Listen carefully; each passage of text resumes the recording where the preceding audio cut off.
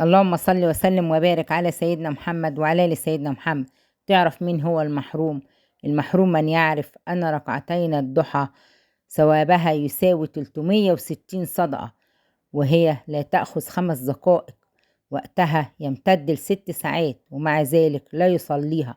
المحروم من يعرف أن الحرف من القرآن ب10 حسنات، ولا يقرأ حتى 5 دقايق من يوم فيه 1440 دقيقة.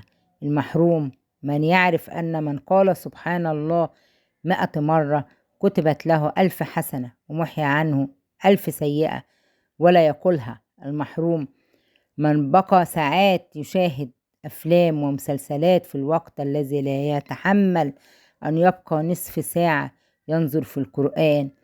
المحروم من يبقى 90 دقيقة في غاية التركيز مع مباراة، ولا يستطيع أن يبقى 10 دقايق مركز في صلاته ويسرح ذهنه فيها في كل شيء. المحروم من يعرف أن من قام رمضان إيمانا واحتسابا غفر له ما تقدم من ذنبه، ولا يقوم.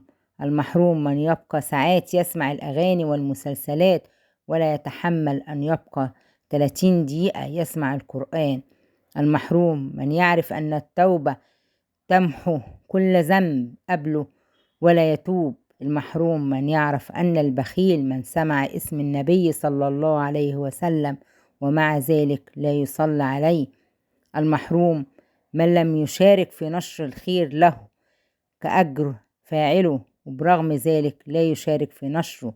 لا تنسى مشاركة الفيديو وجعله الله في ميزان حسناتك، ولا تنسى ذكر الله والصلاة والسلام على الرسول الكريم. اللهم صل وسلم وبارك على سيدنا محمد وعلى آل سيدنا محمد، ولايك وشير لو بتحب الخير.